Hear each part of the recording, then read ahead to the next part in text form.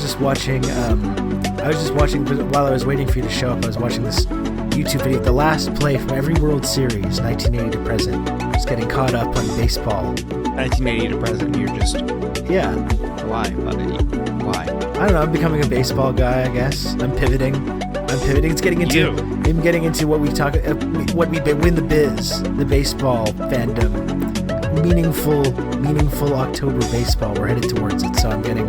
October is coming. That's right. Yeah, but I'm sorry. That's America's pastime. You're doing cultural appropriation. I'm sorry. Yeah. Sorry to inform you. I'm a Toronto Raptors guy, mostly in terms of my sports fandom, but I am an absolute Blue Jays bandwagon fan. That's the thing. That's the thing with my baseball fandom. When they're playing well and when they get into this, like when they finally advance into the meaningful baseball, I can't pay attention to the other 7 months of the 1,000 games that are on in baseball season. But that's when I start pretending that I'm a big baseball fan, so I can have conversations with it, and it sounds like I know what I'm talking about. But it's pure bandwagon, just jumping on there at the last moment without any of the pain and suffering that you get from being like a normal sports fan, seeing all the ups and downs and stuff. I just like the good parts. It's a win-win. You protect yourself from heartbreak as if you watch that compilation. I experienced very early on in life as a Cleveland fan in 2 different World Series in the 90s, and pretty heartbreaking stuff as a kid when that's your kind of hometown team. But Cleveland has traditionally not been a winning in terms of championships. The Cavs, though.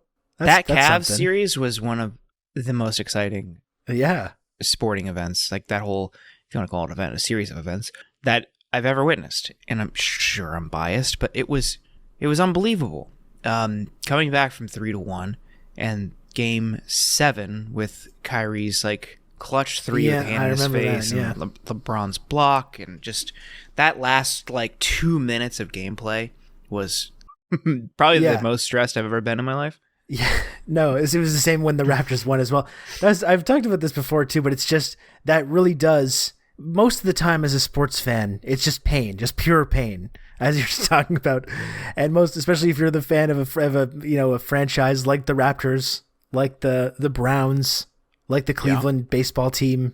It's they're going to be the Guardians now. Oh, the Guardians, right. How do you feel about that?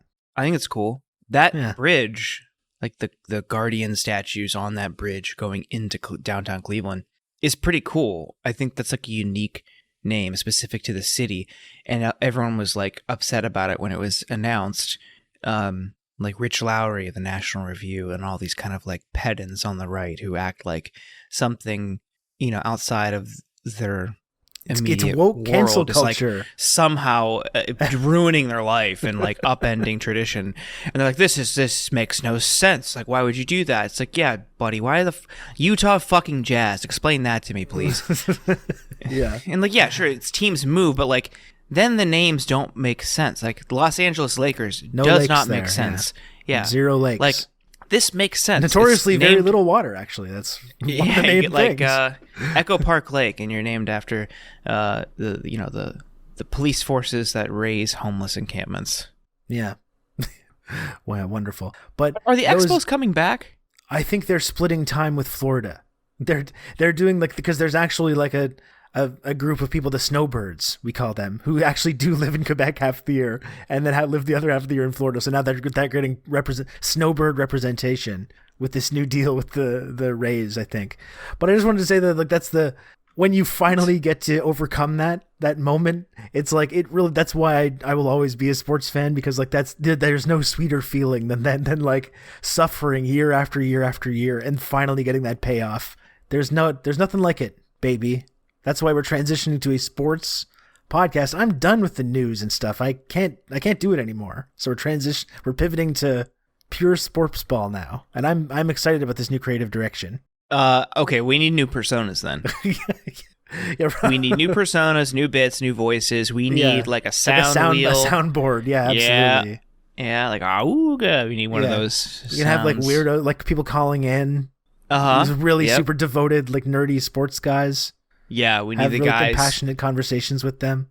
We need the guys whose wives like absolutely hate them, who spend all their free time on like Bleacher Report, just like posting comments about how the coach sucks. Like the guys who could never make like their middle school basketball team, just popping off like about what if they were in charge, how the team would be a championship team. Of course. We need those guys. Yeah. I'm looking forward to this. I think this is going to be way more fulfilling to me. Just talk about this depressing stuff all day. Yeah, sports famously ball. Never depressing sports. Yeah, exactly. Despite all the thing I just said like 2 minutes ago about all the pain and suffering and all that stuff. Yeah, I think this is good. You were just on a big like trip over the last week, right? You were all over the place. What was going on with that? I mean, I went one place. Yeah. Yeah. I went to beautiful, all over the place in that one place. Sure. Yeah. Birmingham, Alabama for Furnace Fest, which was a hardcore and metal festival, and it fucking rocked. The lineup was unbelievable. I had an absolute blast. The lineup was sick. I mean, Converge, Defeater, Every Time I Die, and Walls of Jericho. Oh my gosh. Terror, Comeback Kid. There's a little Canadian representation for you. Yeah, that's stacked. This is not even like scratching the surface. Like Darkest Hour, Turnstile, Unearth, so many more. Like tons and tons of bands were there. It was just an unbelievably disgusting lineup. It rocked. Shai Hulud. Oh my god, I love Shai Hulud. I'm a big Shai Hulud guy. It's funny for me because I'm significantly, severely dating myself. But back in the day, I went to Hellfest 2K in Syracuse, New York, and Shai Hulud and Walls of Jericho and Converge were all there at Hellfest 2K. So I'm happy to hear that they're still out there killing it. Bane was there. Well, yeah, I wish that was cool. I was really into that kind of stuff at the time. The guitarist in Walls of Jericho is in a band with friends of the show, George and Jesse. Really? Did you know that? I did not know that. That's great. Yeah, Chris Rawson, who's in Walls of Jericho, is in Stick to Your Guns. Wow. Yeah. I was not aware of that. You learn something new every day, Rob. Yeah. Were there any friends of the show at the fest with you? I'm trying to think of people who have been on that were there. I don't think he's been on. No, he hasn't been on, but Ricky from Internet Today was there. Oh, cool. I went down with the Counterparts guys, although they had to drop at the last second. Tom from Straight from the Path was there for a day, so I guess he's technically a friend of the show. They count. No, he's not on. And maybe some future friends of the show were there. Wink, wink, nod, nod. Hello. Yeah. How about that? That's great. Well, it sounds like you had a good time. You deserve it, man. You deserve a little. I know that it's not very relaxing. It doesn't sound like, but it's a little R&R. Take a little break from the fast-paced Washington lifestyle. That's good. I love that for you. It was really nice. Thank you. Speaking of, looks like my cat just ripped the top of her water fountain off, and water is spraying all over my living room. So give me 2 seconds. Don't love that for you, unfortunately. Yeah, the fun never stops here. Alabama's an interesting place. We knew it was going to be kind of fucked, right? But dude, there is like nothing there. Yeah. We stayed in like downtown Birmingham, which sure, some downtown areas do actually kind of suck, and like the best parts of cities are outside.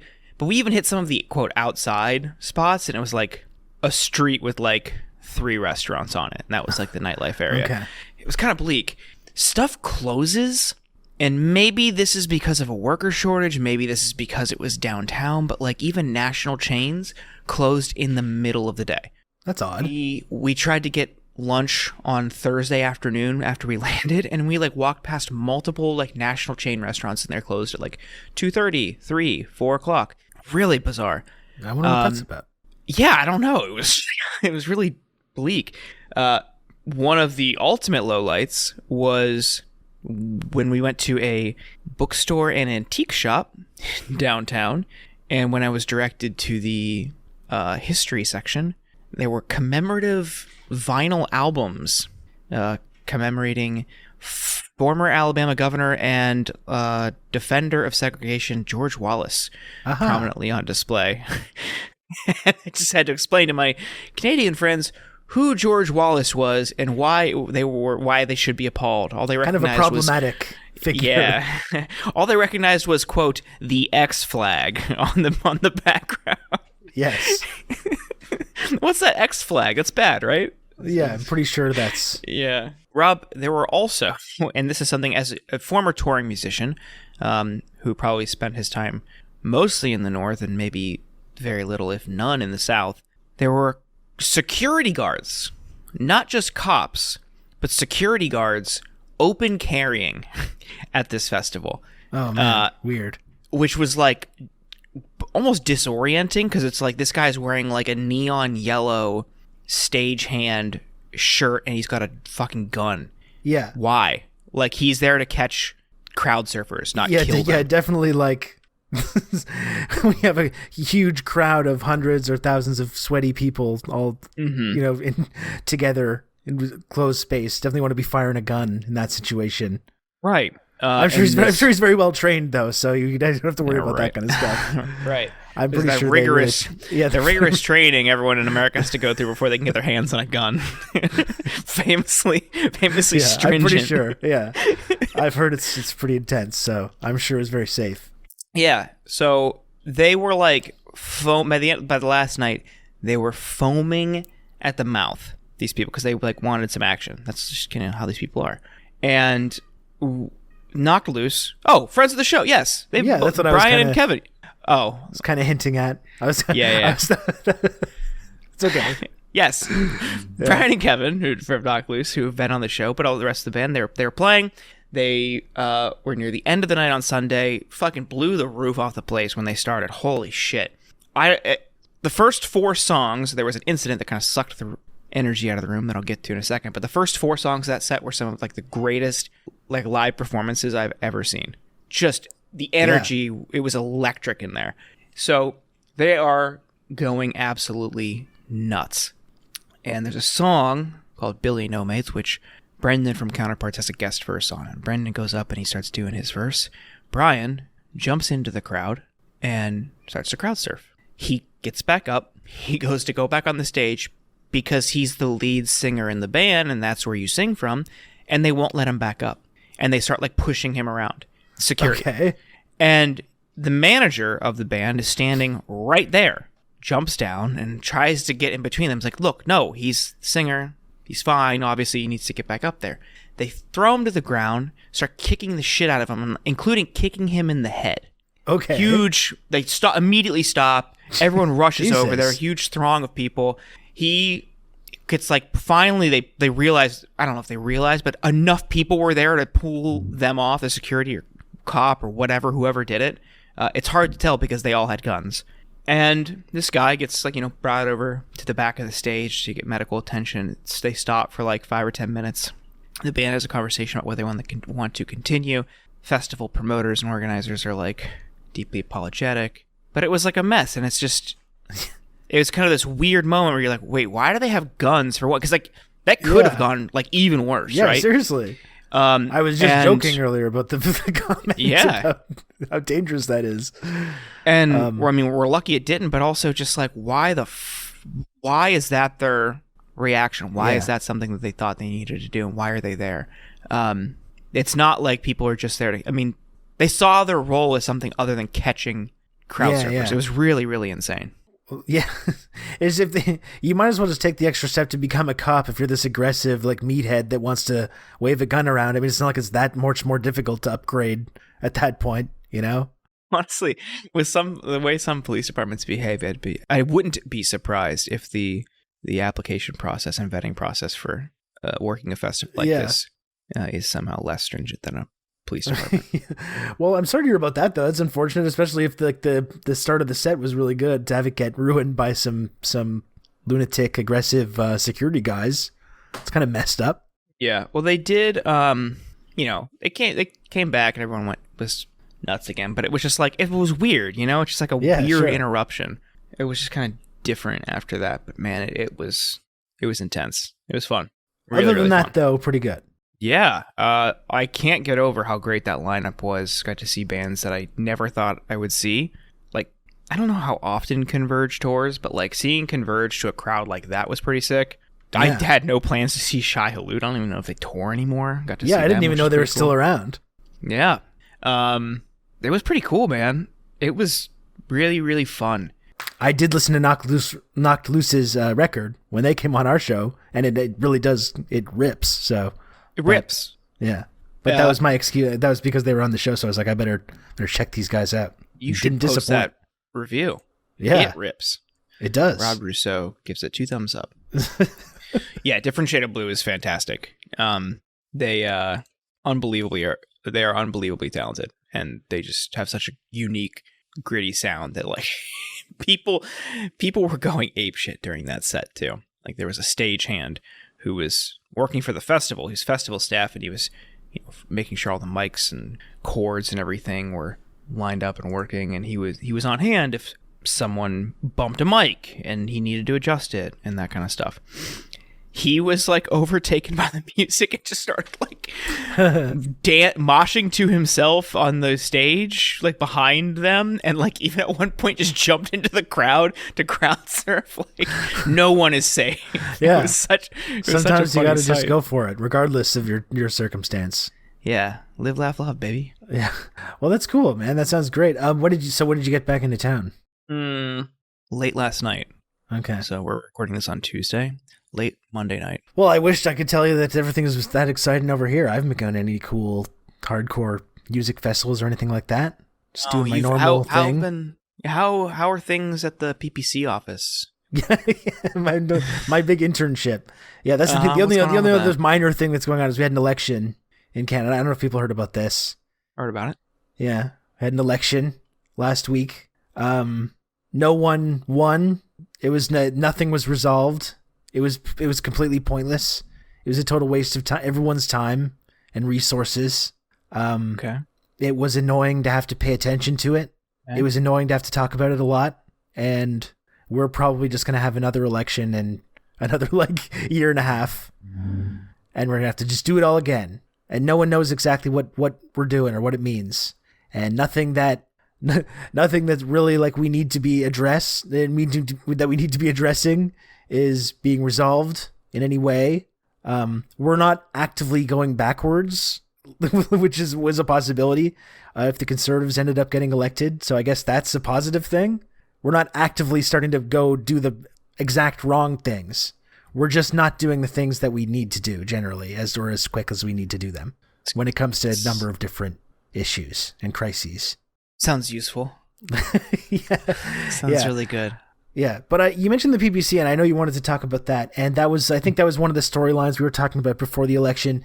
I've been mentioning elsewhere, the PPC, or the People's Party of Canada, basically the run by this guy Maxime Bernier, who was close to becoming the leader of the Conservative Party, came very close to winning the leadership position, but then when he didn't, splintered off to form his own party, which basically has been like actively courting the sort of extreme right. We saw a lot of like rallies around the election time. They've really like been openly courting these kind of anti-vax, anti-mask, anti-lockdown crowd. There's a whole lot of like energy on the far right that's being directed against the Liberals and against Justin Trudeau, not because of all the very real things that they could be mad about, but because they've come up with all these lunatic conspiracy theories about he's some kind of globalist, a Chinese communist agent or something like that. So there was a lot of talk, especially previously, leading up to the election, about the PPC. You had a lot of like liberal journalists kind of openly wondering like, well, we might not agree with their views, but maybe we should start listening to these folks and like include them in our discourse because they've got this constituency, and they were rising a lot in the polling, and it didn't end up really turning into any tangible electoral results for them in this election. Bernier didn't win his seat in Parliament. It was his second attempt to get elected, his second failed attempt. So I guess that's one of the somewhat positive storylines from this Canadian election, is that they weren't able to translate some of that the anger that there is on the far right now, and they weren't able to translate that into actual like representation in our government, which I guess if you got to take one thing away is like something that's like somewhat positive from this election. Yeah, that's good. I think it's very easy to do the whole like, oh, a lot of people are saying type thing to kind of gin up narratives in the media or give you something to write about. And certainly, I think we talked about it in the last episode, but like Rebel was like really big and pushing that kind of stuff. They also have a very specific agenda, but that they were given so much attention and made so much noise online and had such a embarrassing performance in the election. Yeah. Shows how disproportionate like that kind of stuff sometimes can be. And people tried to say that about Sanders to undercut a movement, but like Sanders had like thousands and thousands of people flying all over to knock doors and stuff. Yeah, he did. He you know, like came second in the Democratic primary. He won the state of California and all these major states. Yeah, and they would be like, "Oh, the internet is not real life." Well, it's just like you just have an oversaturation online because people, especially on social media and platforms like Twitter, are younger, and he appealed to younger people. So it's just like. It's a sampling error. You're looking at just Twitter because that's where you, as a pundit, want to spend your time, and you've drawn this conclusion that the internet doesn't have a connection. Well, it does. It does in some cases, and we saw that play out with Trump's election. But what we saw in PPC and Rebel pushing that kind of stuff, and just the general umbrella that was that wing of the Canadian election, just was overinflated. It was just a total bubble. So I think people should certainly be cautious going forward about how they treat those types of things. If the United States is any indication, people won't. And but we'll see. Like, there's the thing that I've really come to, that I've been thinking about this, because really what we see with the PPC and this kind of this far right movement in Canada, this is the thing, is like, you're absolutely right to point out that like the threat of this is maybe somewhat overblown, and the idea that we need to like include these people in our discourse and our debates is like really misguided. But at the same time, I don't want to like hand wave away the fact that there is a significant problem with the far right in Canada that seems to be growing and kind of metastasizing. And really what we're seeing is really, when you look at the Conservative Party in Canada and the PPC, it's just a split in the conservative movement between the kind of button down square types who want privatization of public services and lower taxes and all the things that conservatives want, but also want to like dress up their rhetoric and seem open and inclusive and kind of have this veneer, this like normal sort of neoliberal veneer. And then you have this like far right movement that want to just dispense with all that, and then want to start openly antagonizing immigrants and people of color, LGBTQ people. They want to demagogue about vaccines and the pandemic and all this stuff. And that's why I still am really concerned, because as I said, like, none of these crises are really going away. So I don't really think that this energy on the far right is going to dissipate.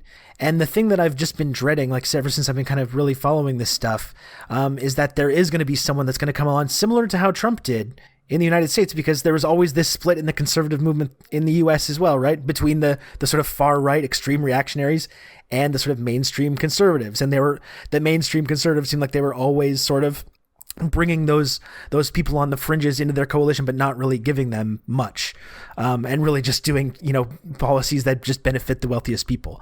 But Trump came along then and started like really openly courting these types of voices, and dispensing with this nice rhetoric and all that stuff, and the rhetoric about inclusivity and all this stuff that they kind of pretend to advocate for. And just as we saw in the U.S., despite the fact that all the mainstream conservatives were terrified of Trump and thought that was a losing strategy, as soon as he actually won, they all one by one kind of fell in line and supported him.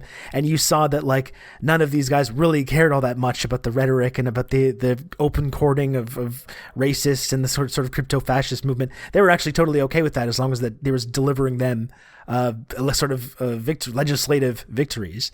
And that's the thing that makes me anxious, I think, about the future of Canada, is whether someone is eventually going to come along as well that unlocks this formula and is able to kind of unite these two parts of the conservative movement. Because, there's a lot of case to be made that the conservatives for the second time in a row won the popular vote in this election, but because of our super undemocratic system, didn't actually result in them forming the government. And probably if the PPC crowd was folded into the conservative movement, they would probably be the government right now.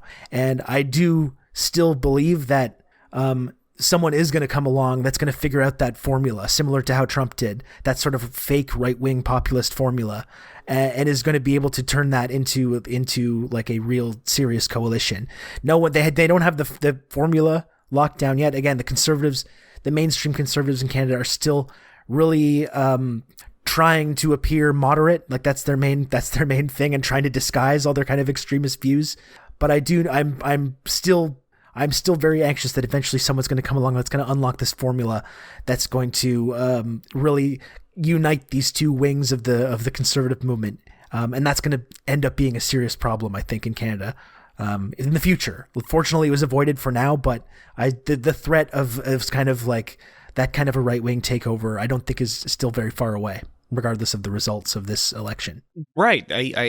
I read a piece by Chris Hedges yesterday that he posted on or published on Sheer Post, which is Robert Sheer's website. It's called America's Fate, Oligarchy, or Autocracy. And while he focuses in the United States, you could certainly apply lessons or insights to Canada. And one of the things he talks about is how oligarchs, to quote him, embrace a faux morality of woke culture and identity politics, which is anti-politics, to give themselves the veneer of liberalism, or at least the veneer of an enlightened oligarchy. And they have no genuine ideology. Their single-minded goal is the amassing of wealth, hence the obscene amounts of money accrued by oligarchs. And you kind of saw hints of that from Trudeau.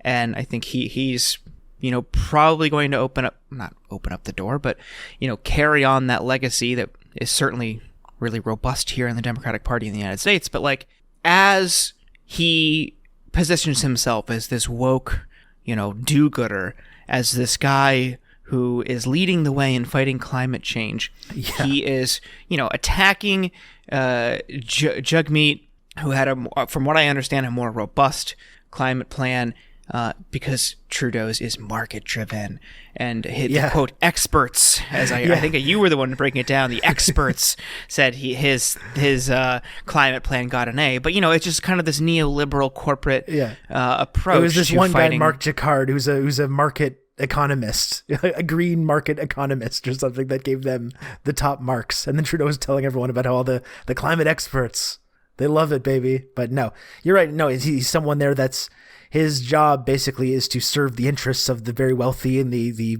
very powerful private interests that run this country, and give it this kind of veneer of progressivism. And that's really similar to Obama in that way. He's there to sort of put this inspiring sheen on what is ultimately a project of ongoing land theft and resource extraction. And I mean, that's Trudeau's job, and unfortunately, that's kind of one of the inescapable conclusions about our whole sort of political system. Like you pointed out, Jagmeet's the NDP's plan headed by Jagmeet Singh, which certainly was there was some decent stuff in their climate plan. It was superior to the Liberal plan, but the NDP as a party have kind of proven elsewhere that they're also beholden to these very same interests. The NDP is the government right now in the province of British Columbia, and they're siding with the oil and gas companies, and they're siding with the old growth logging companies in these disputes over land and pipelines and these logging projects.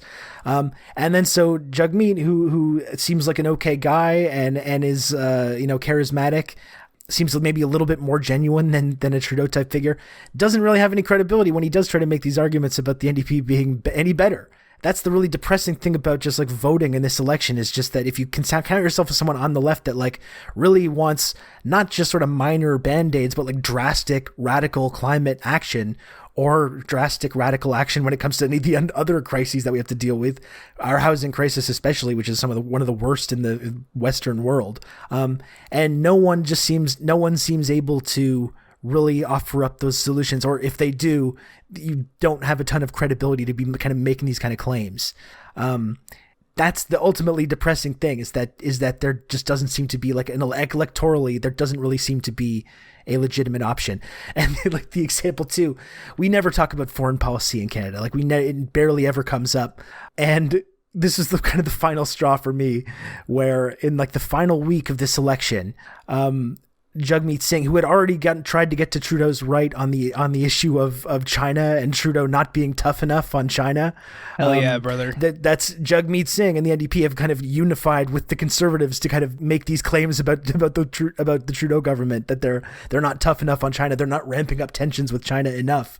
And in the final week of the campaign, he went out and made the argument that Canada should actually be involved in AUKUS, the new military alliance, AUKUS. Where was Trudeau on this? The nuclear submarine deal. Yeah, why isn't Canada involved in AUKUS? Trudeau really dropped the ball on this. And this is supposed to be our like left-wing party, right? Yeah. And it's just like I just kind of just put my head in my hands and just be like, what are we doing here? We got nothing. We got nothing really to feel that hopeful about here. It was very depressing. God. So did you vote? I did vote. Yeah, I did vote. I contemplated not. I don't want to be one of these like cool like, oh, I didn't vote. It's like it's this big like revolutionary thing. But I really, after that, I was like, I don't want to participate in this. But I did vote for the Marxist-Leninist Party. There's a Marxist-Leninist party that runs candidates all over the country, despite you never really like showing up to anything, and you don't really know who these people are, but they somehow run candidates everywhere. Oh, so, all right. Not to be confused with the Communist Party of Canada, there's a separate Marxist-Leninist party that split from the Communist Party during the Sino-Soviet split, following China instead of Russia, and then eventually split from China to support the Albanian Communist Party, led by Enver's Hoxha. So I'm technically, if you look at my voting now, I'm a devoted anti-revisionist Hoxhaist. That's my new thing. That's my new pivot that I'm doing. Yeah. That I'm doing now. I'm so surprised that a Marxist-Leninist bloc would split. Yeah. Yeah, exactly. We got two ML parties. So if you got different varieties. Sick. If you're really into that kind of stuff. Seems like a winning strategy going forward. Yeah. I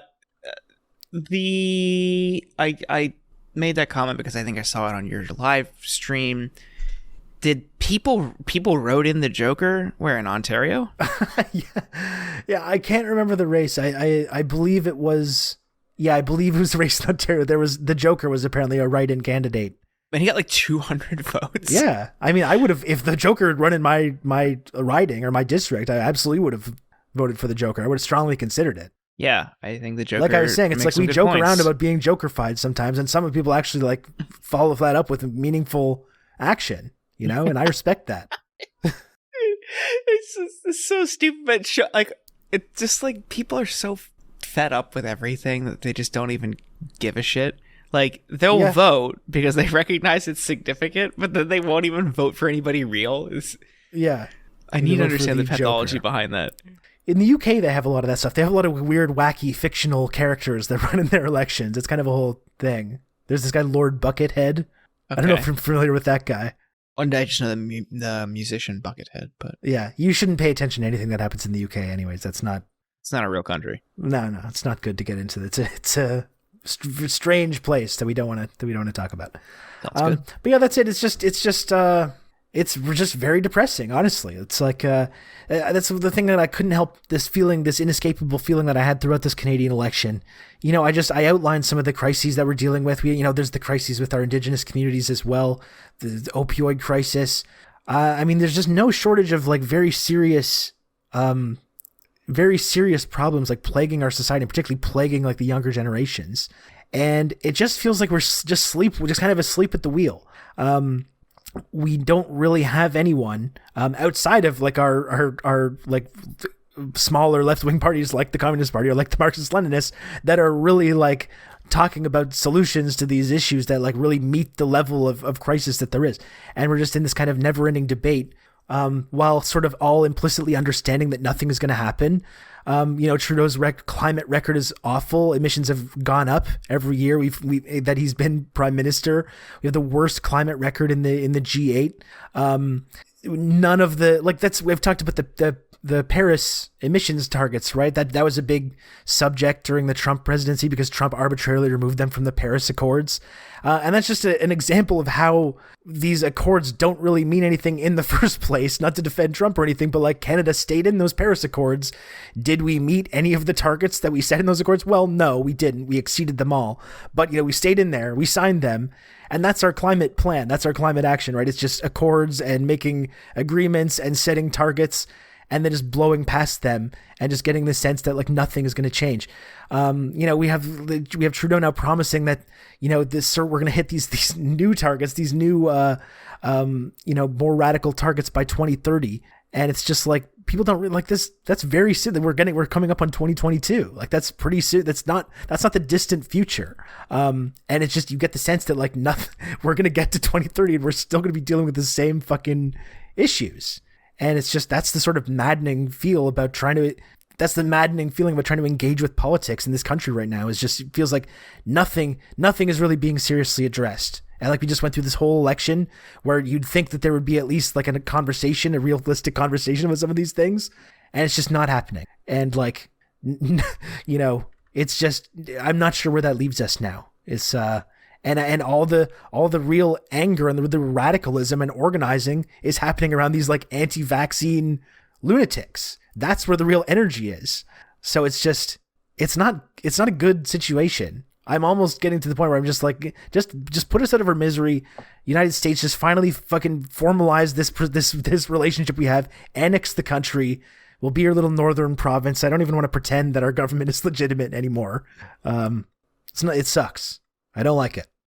Yeah, I mean, that whole approach to in climate as a global existential one makes slightly more sense to have a long-term deadline, but so often that kind of stuff is just conveniently timed for, especially in American politics, to extend beyond what is the general assumption of your tenure. And we're seeing that play out with Biden now. Like, yeah, it's kind of punting to the future generations, future administrations. On climate, 2050 is too long, but I mean, you can't do climate overnight. So a shorter window, like a 2030 or 2025, 2030, 2025 to have like actual meaningful, huge things in motion should be expected, but like 2050 to have like an insufficient plan implemented is not soon enough. But on other issues, and I think this is so fucking cynical, and I wish people would talk about it more. Most recently, there was one where the Biden administration or the House pushed the expected date for the Medicare dental benefits that Biden and the White House want to 2028. And sure, part of that's like lobbying from the healthcare industry and health insurance companies, that kind of stuff, corporate interests. But also, ideally, if a Democrat wins 2 terms, whether it's Biden or Harris takes over and wins, whatever, you kind of assume that you're not going to win again. Because, it transfers back and forth. 2028 is like on the dot, yeah, we're probably not going to be in power. So good luck. And it's just like, yeah, then it becomes either Republicans just kill it, or it becomes weakened because Republicans are poised to take power, or you have to negotiate with, people on the other side because you don't have a majority, whatever. You're going to have like a diminishing control of the government over time. And that timing is completely unnecessary. They could do it immediately if they wanted. But pushing it back on the immediate end of what would be 2 terms for Biden is so blatantly cynical. I can't stand it. And like, especially talking about climate, that leads to the whole like battle that's going on in the United States right now with the infrastructure packages, right? Because a lot of the climate provisions were kind of stripped out of this bipartisan bill, right? Correct me if I'm wrong about any of this. And under the guise that like, oh, we're going to vote on that. We got into this a little bit, I think, last week, but we're going to pass this bipartisan bill, which I'm not, without looking into it, I imagine is like a handout to real estate developers and private interests mostly. And then to have the more ambitious multi-trillion-dollar one be passed through reconciliation, which has now been turned into this wedge issue between the progressive element of the Democrats and the I mean, you want to say centrist, but it's not really centrist to like tank your own party's agenda, because it's you're protecting the profits of like private interests, like how Joe Manchin's doing right now. But it's set up now, this showdown, right, with the progressives and the moderates, the quote unquote moderates, and what do we think is going to happen with that? I mean, that's been the storyline behind this whole Biden administration, right? Is whether they were going to go big on a big ambitious agenda, not make the mistakes that the Obama administration made, which led to them getting fucking crushed in their first midterms, to go big with a big ambitious agenda. It's very interesting to see the progressives try to like make that happen, and then have people in their own party, really insisting on just scrapping the whole thing. So I'm really interested to see like who blinks in this showdown that's developing now, and whether the progressives are actually going to, for once, sort of wield this influence they have meaningfully. So people might remember early on the initial reconciliation package. The progressives wanted a price tag around 5 or 6 trillion, and within this is a slew of Democratic priorities. There's a ton of stuff inside. And I honestly, I don't even feel comfortable just saying, because you're bound to leave something out. You're bound to get something wrong. Just read up on it. I would encourage you. Just read up on what's in it. It's colossal. So you have this big reconciliation. It was originally the progressives wanted 5 or 6 trillion. Democrats settle on 3.5 trillion.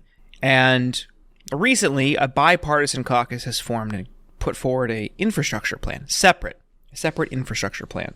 And the deal was the bipartisan infrastructure bill gets a vote in exchange for the 3.5 trillion getting a vote. And that was a deal. That has always been the deal.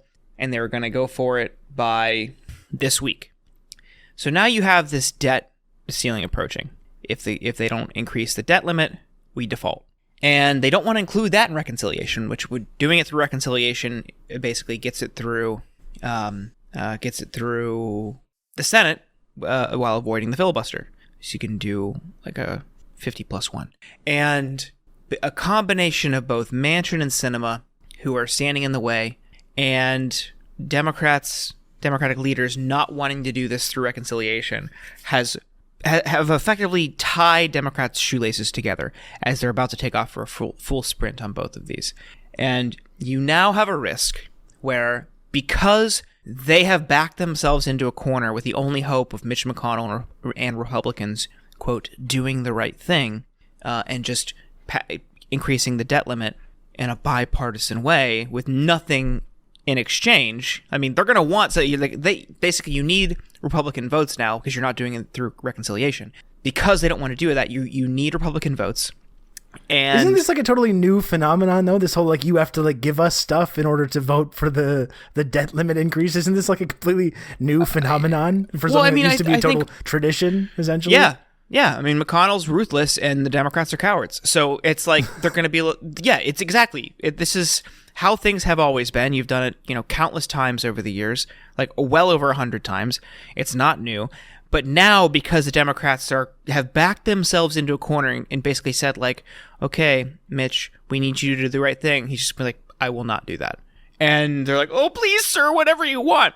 And in exchange, we could see drastic cuts into key Democratic priorities or programs in this reconciliation bill. So if this gets cut, you can thank Democrats for just fucking up again. We'll see. We will see. We'll know in the next couple days. Yeah. Further complicating things, though, the parliamentarian is about to be out for several weeks because she's getting medical treatment for breast cancer.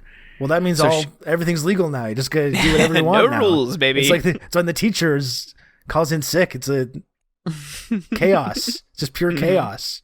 That's the time. Now is the time to strike. Now that as we know, the most powerful person in the United States government, the Senate parliamentarian, now that they're out of the picture, you got to seize on that opportunity. I guess I'm just really interested in seeing what the result is, because you have Jayapal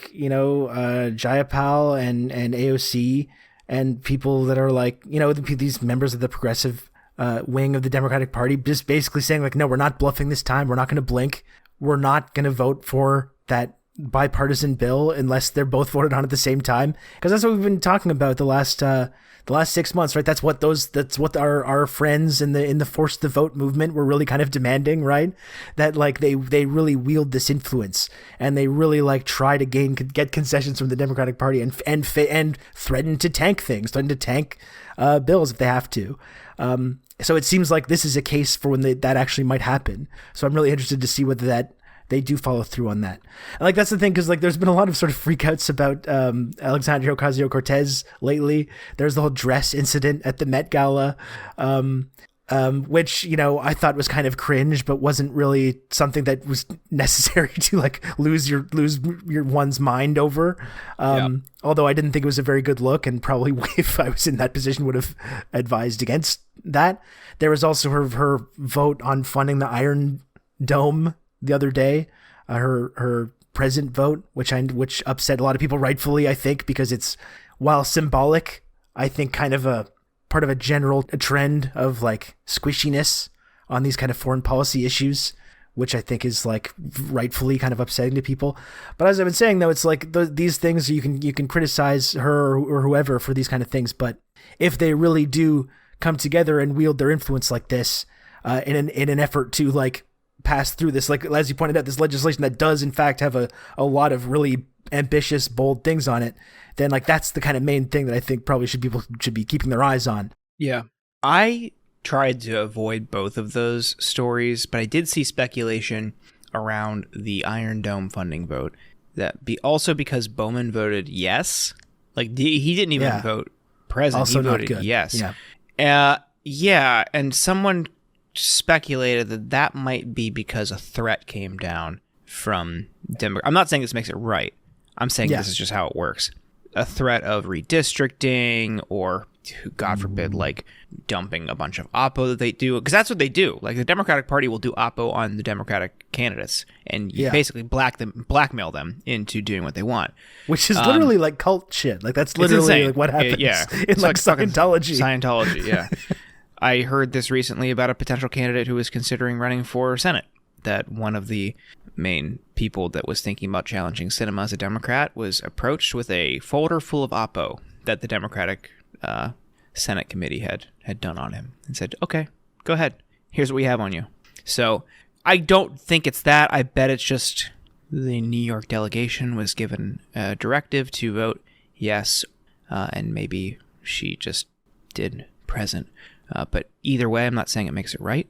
I'm saying it's still wrong, and you should vote no because it's the right thing to do. It's just generally amazing when if you get kicked out, you're more power to you for doing it, for doing the right thing, going out in a blaze of glory. Yeah. It's just amazing when you talk about the United States government. Oh, we don't have money for this. We don't know. They're complaining about these infrastructure bills, which would really help millions of people, millions of their constituency. And I don't know, that's way too ambitious. But it's oh yeah, of course we just, in addition to these several $1 billion that we send to Israel every year, let's send them even more just in case they didn't quite get enough.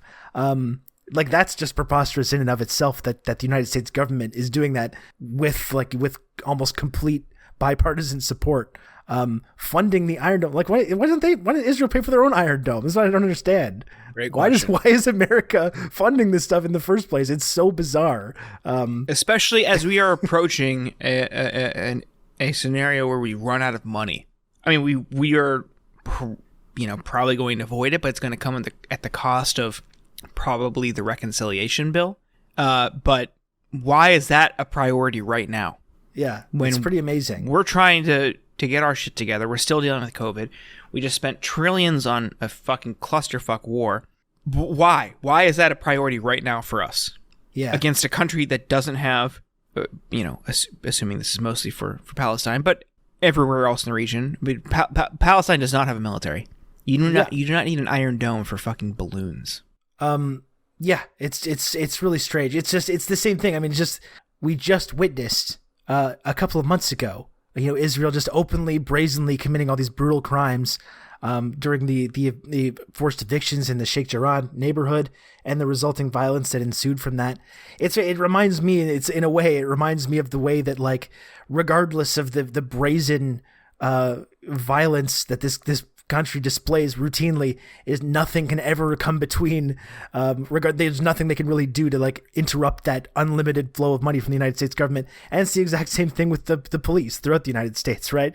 We witnessed the whole several months of the George Floyd protests, and we talked about it endlessly on this show. You documented this endlessly, just the rampant police rioting and violence that took place, just dozens of incidents of, like, police brutality throughout these protests, and nothing can, like, interrupt this flow of funds to police departments everywhere. And Democrats have to twist themselves into pretzels to ensure that everyone understands that they would never dream of talking about supporting defunding the police, and they in fact want to increase their funding significantly.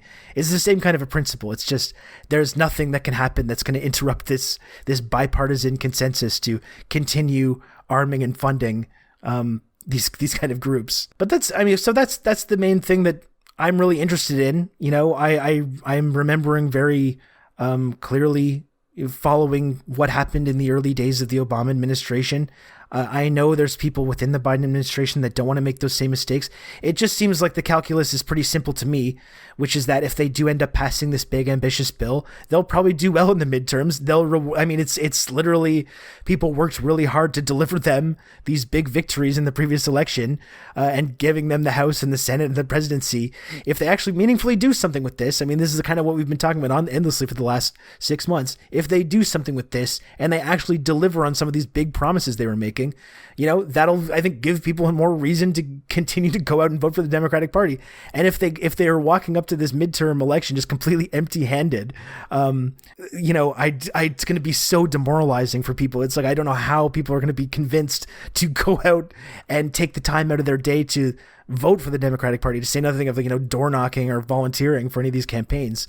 And probably it's going to end up being the same result, and they're just going to end up, whatever power that they've had now since the election, they're probably just going to end up handing it back over. And history has told us time and time again that where the Democratic Party is going to land on this, it's like, I feel like I know what the result's going to be, but I'm watching with interest to see if maybe this one time they get this one right and they're able to sort of make this work.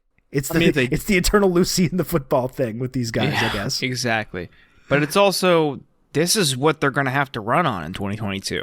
Yeah. If they don't get this, it's just COVID response, which as of right now, again, also to go back to that Hedges column, Biden's approval rating is now lower than Trump's. So good luck. Well, it seems like, they bet a lot on, like, Biden, we're taking off the masks, we're opening everything back up, we got the vaccines. It looked like that was kind of a calculation they were making that was going to pay off. And then as we've seen that, like, the vaccines, while very effective, haven't been as effective at, like, limiting the virus. There's medical systems across the country getting overwhelmed. Hundreds of thousands of people have continued to die. And all of a sudden, it's like they're not able to make this case that they're the responsible, competent party that managed the pandemic. It's not, they don't really have a lot to run on. And when you couple that with, we actually didn't deliver on any of this agenda, all these big promises we were making, that's not going to be great. It's the amazing thing is that was what the whole pitch about Biden was. That was the whole reason he had for people to vote for him, which is that, I'm this experienced, senator. I've been around this world for a long time. I've got all the connections. I'm going to bring the right wing into these movements, and I'm going to get conservatives to vote for these. And he can't even get the whole fucking Democratic Party on board with passing his agenda while they hold, like, every branch of the government in the United States. And it's just, we literally went through, like, an entire electoral cycle where we heard endlessly about how this is the exact reason why Joe Biden was supposed to be the best decision to, like, be put in this position, and literally can't get his own party on board with his agenda. Yep. Yeah, cool. He's the guy. He was the guy that was going to make people meet in the middle, and you have the two of the centrist Democratic senators standing in the way. All right, get to work, Joe. Let's see it. Any day now. It's not progressives. It's not. That's what's driving me nuts. We just saw this play out in the Nina Turner special election. Hammered her with ads.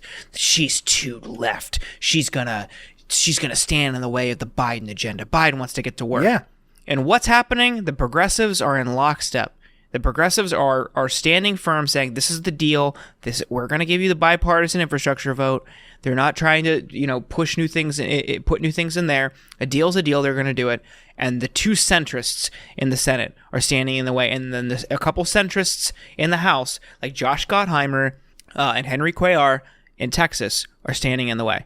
So this is your problem. This is a problem you created. Isn't Henry Cuellar the guy that the Democratic establishment rallied around to ensure that a left-wing candidate wouldn't win? Is that right? Yeah. Okay. It was neck and neck. Right. Jessica Cisneros, a woman of color, progressive, running against a guy who voted with Trump 70% of the time. Pelosi herself flew to that district in the waning days of the election to whip votes for Cuellar. And this is how he thanks you. There you go. You got what you wanted. Congratulations. Yeah. Well, and the amazing thing, though, about this is that the way that this story is playing out in like mainstream media in the States is like, oh, the moderates want to do this and the progressives are blocking the agenda from passing, when it's literally describing the exact opposite reality of what's happening, where you have the fucking progressives trying desperately to make sure that Biden's agenda actually passes. And these people who are being framed as moderate, who are basically just like right-wing conservatives, blocking that from happening. And they're just getting complete coverage from the media. And then you have people like Stephen King on Twitter weighing in, being like, it's just like another one of these cases of the progressives are throwing this tantrum and blocking the agenda. It's better to get something than nothing at all. And it's amazing. It's really amazing that as they're trying to make sure that he passes the agenda that he campaigned on, they're getting blocked, and like they're still end up getting the blame for it. And that's going to be the thing, is that whether they have the fortitude to hold firm on this, because they are going to absolutely, I'm sure, get crucified for it in the media if they do go through with it. But if they do, I think they deserve a lot of credit, because that's, I think, the kind of flex that people have been on the left anyway, they've been really like asking them to commit to. So when is this? So when are we going to when does this come to a head? Because, okay, so I know this is the other kind of tricky thing, because I know Pelosi, it seemed like in terms of what she was saying about this, was kind of taking the side of AOC and the progressives that want to pass that big agenda. And now it seems like she's flipping on that. And now she's trying to say, okay, so we'll compromise on this. We'll vote for the one and then, maybe do the other one after. And I think everyone knows too that it's not going to happen. If they don't do it now, not. Everyone understands this basic principle that this is the opportunity to do it. It's not going to happen if it doesn't happen now. And now it seems like Pelosi is kind of like softening on this. So who knows whether she ever actually supported it to begin with, or if she was just kind of like trying to play both sides against the other. Yeah, we'll see. I think it's going to get delayed. It was supposed to be this week. But we'll see. We'll know in the next few days the timeline. I wish it was simpler than that, but it's just really opaque. Yeah. We'll see. The deadline is this Thursday for the debt ceiling, though. So they have to do something immediately on that. But whatever deal they make, a lot of this is backroom stuff. It's a lot of speculation. You hear details here and there, but we'll see. Thursday, debt ceiling, that's the first thing to watch. So maybe the whole government will shut down and they won't have to even deal with it. Everyone can just kind of go home. Yahoo! There's definitely a functional, non-failed state in both of our situations here, actually. I feel very confident about our cherished liberal Western democracies are really thriving right now. Yep. And I just feel great about being a part of it. Happy to be here. Yeah, absolutely. Well, thanks everyone. I guess that's the end of the episode for today. Thanks for joining us. Do you have anything? We don't have a guest. Do you have anything you want to plug, Jordan? I feel people know what we're doing, right? Do we have to plug our own stuff? No cops at hardcore shows. Yeah, okay. I think we can all get on board with that. Okay, sounds good. Well, good to talk to you, Jordan. And we'll be back with another episode soon. Thanks for listening, everyone. We'll talk to you later.